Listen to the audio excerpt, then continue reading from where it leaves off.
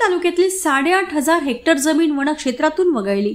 आमदार देवराळ भोंगळे यांच्या प्रयत्नाने फलित। 11 गावांना मोठा दिलासा। मुख्यमंत्र्यांसह महसूल मंत्री व वनमंत्र्यांचे जिवतीकरांनी मानले आभार।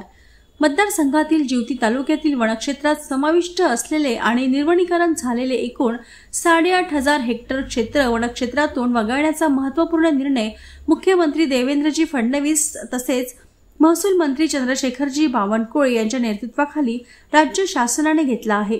यामुळे जिवती तालुक्यातील 11 गावांना मोठा दिलासा मिळाला असून याबाबतचे शासन पत्र नागपूर विभागीय आयुक्त आणि चंद्रपूरच्या जिल्हाधिकाऱ्यांना पाठविण्यात आले आहे। या निर्णयामुळे आकांक्षित आणि दुर्गम असणाऱ्या जिवती तालुक्यातील वनहक्क जमिनीच्या बहुप्रलंबित प्रश्नावर आता तोडगा निघाला असून आमदार देवराळ भोंगळे यांच्या सातत्यपूर्ण पाठपुराव्याचे हे फलित असल्याची आभारयुक्त भावना संपूर्ण जिवती तालुक्यातून व्यक्त केली जात आहे। मागील अनेक वर्षांपासून जिवती तालुकावासी वनसंवर्धन अधिनियम कायद्याअंतर्गत जमिनीच्या हक्कासाठी संघर्ष करीत होते।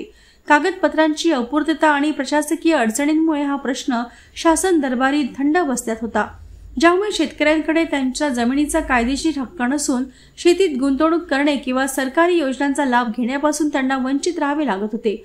परंतु दिनांक 23 नोव्हेंबर 2024 रोजी आमदार म्हणून निवडून आल्यानंतरच आमदार देवराळ भोंगळे यांनी या प्रश्नाला गांभीर्याने घेऊन या प्रश्नाच्या निराकरणासंदर्भात आपण शासन दरबारी यशस्वी पाठपुरावा करणार अशी ग्वाही दिली। हा दऱ्या डोंगरावरचा भाग आणि या भागामधील आमचे सर्व या भागातील जनता ही कष्टकरी जनता आहे। पुरुष असो की महिला असो, कष्ट करून आपला संसार पुरवण्याचं काम ते करतात। 1955च्या आसपास मराठवाड्यात दुष्काळ पडला आणि त्या ठिकाणी मोठ्या प्रमाणामध्ये समाज हा जिवती तालुक्यात स्थलांतरित झाला।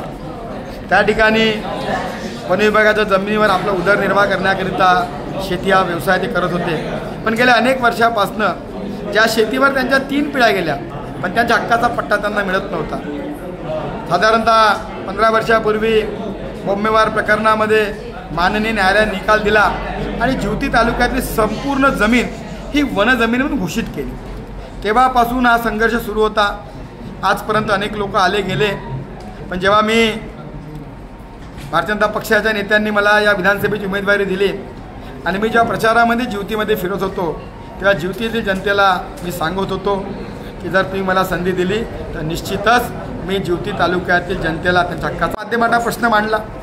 जेव्हा मी लक्षवेधी विधानसभेत मांडली, आमचे नेते माननीय बावनकुळे साहेबांनी याला फारच सकारात्मक उत्तर दिलं आणि त्यांनी सांगितलं की ज्या पद्धतीने देवराळ भोंगळे तडमडीने हा विषय मांडला, निश्चितच जिवतीच्या जनतेला आपण न्याय देऊ आणि त्यांची पट्ट्याची मागणी पूर्ण करू।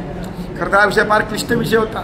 मी राज्याचे मुख्यमंत्री माननीय देवेंद्रजी फडणवीस साहेबांना भेटलो, त्यांनीसुद्धा या मुद्द्यावर तात्काळ बैठकीचं आयोजन केलं आणि ज्या बैठकीमध्ये माननीय मुख्यमंत्री माननीय देवेंद्रजी फडणवीस, माननीय महसूल मंत्री चंद्रशेखरजी बावनकुळे, माननीय वनमंत्री गणेश नाईक साहेब त्या बैठकीमध्ये होते आणि त्या बैठकीमध्ये त्या ठिकाणी अधिकाऱ्यांना सूचना दिल्या आणि आज आपण पाहतो की कालच्या तारखेमध्ये जिवती तालुक्यामध्ये एकूण 33,000 हेक्टर जमीन आहे जी वनजमीन म्हणून घोषित झाली होती। त्यापैकी 8,649 हेक्टर जमीन ही वनमुक्त करण्याचा ऐतिहासिक निर्णय हा काल झाला।